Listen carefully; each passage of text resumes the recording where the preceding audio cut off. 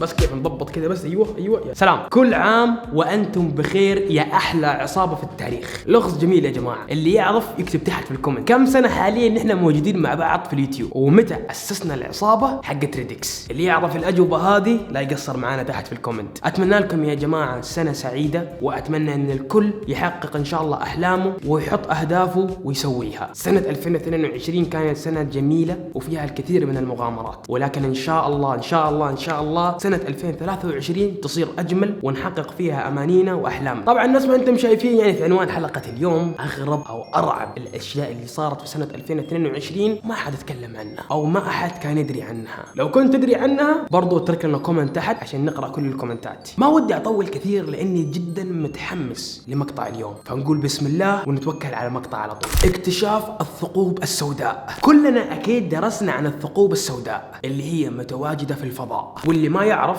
لازم تعرف ان الثقوب السوداء اللي انت حاليا قاعد تشوفها هذه هي تمتص اي شيء يقترب منها، يعني ابدا مو حاجه جديده. ولكن في سنه 2022 العلماء اكتشفوا اكثر عن ثقب اسود وكلهم متجمعين في مكان واحد. الشيء هذا مره مخيف لانهم مش عارفين من وين طلعت الثقوب الكثيره هذه، والارعب من كذا ان الثقوب هذه تمتلك اشياء ثانيه وتطلع مواد ثانيه وما احد يعرف مصدر هذه الاشياء طبعا غير الله سبحانه وتعالى. طبعا لين يومنا ما احد يعرف سبب كثر الثقوب السوداء اللي على الفضاء. حوادث سنه 2022 جدا مخيفه، ولكن للاسف الاعلام كان منشغل في اشياء ثانيه. الحاجه الثانيه اللي تم اكتشافها في سنه 2022 واعلنوا عنها، ولكن للاسف لا شفناه في الاكسبلور ولا في الترند ولا حتى ممكن القنوات الاخباريه تكلمت عنها كثير، غير يمكن قناتين هم اللي مهتمين او اللي هم يدورون محتوى وعشان كذا دائما مشغولين. على العموم في سنه 2022 وكاله ناسا ارسلوا جهاز الى المريخ. الجهاز هذا فيه له كاميرا، من خلال هذه الكاميرا راح تصور لنا لايف مباشر. طيب ريدكس ليش ارسلوا الجهاز هذا للمريخ؟ اكيد في سبب. نعم، وكاله ناسا ارسلت هذا الجهاز الى المريخ عشان يكتشفوا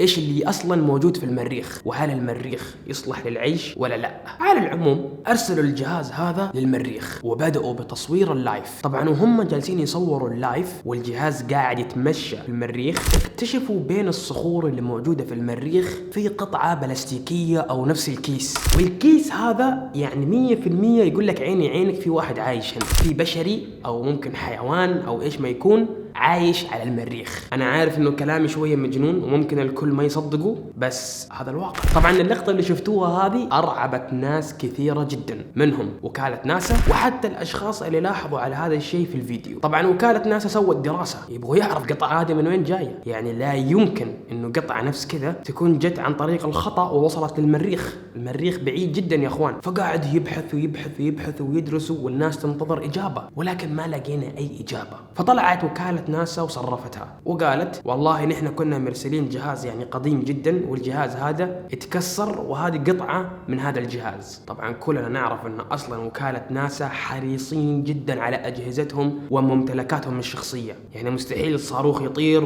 وقطعه منه تطير وتروح للفضاء ويتكسر، يعني مو حادث سياره هذا. فلين اليوم الموضوع هذا يا جماعه لغز، وفي سنه 2022 للاسف ما شفت كان ترند او اكسبلور وما حد اعطاه اي فرصه. الاكتشاف الثالث في سنة 2022 انتشار دمى مخيفة على الساحل الأمريكي. تخيلوا معي شاطئ عادي جدا، الناس تروح هناك وتسبح وتغير جو، ولكن الناس بدأت تلاحظ على هذا الشاطئ دمية عادية متواجدة وتارس الشاطئ بطريقة مخيفة جدا. يعني واحد هو قاعد يسبح فجأة يلاقي دمية قاعد تطفو قدامه، ولا واحد طالع على الشاطئ يحصل دمية قدامه. يعني حاجة مخيفة ومرعبة، يعني ولا دمية ولا اثنين ولا ثلاثة بل أكثر من دمية. فالموضوع خوف الناس اللي تيجي الشاطئ، واكثر عن مره زوار الشاطئ بلغوا المسؤولين عن هذا الشاطئ اللي هو موجود في امريكا تحديدا في ولايه تكساس. طبعا المسؤولين يتحركوا وحبوا يتلقفوا ويشوفوا هل كلام الناس هذه صحيحه ولا لا. راحوا للشاطئ وبالفعل اكتشفوا انه في دمى مدفونه في الرمل والبعض منها موجود على البحر. طبعا في يوم نزلوا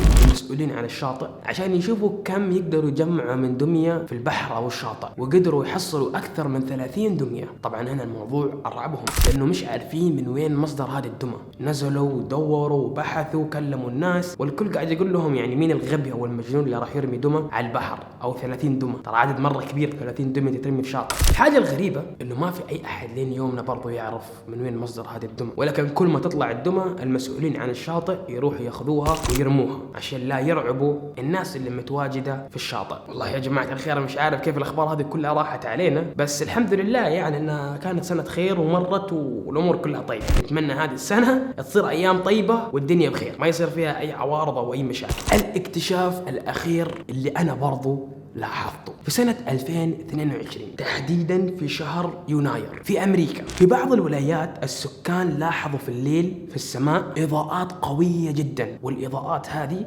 تتحرك بطريقة مختلفة ومخيفة. Essentially it's a group or an array of satellites zooming along in a straight line in outer space at 17,000 miles an hour.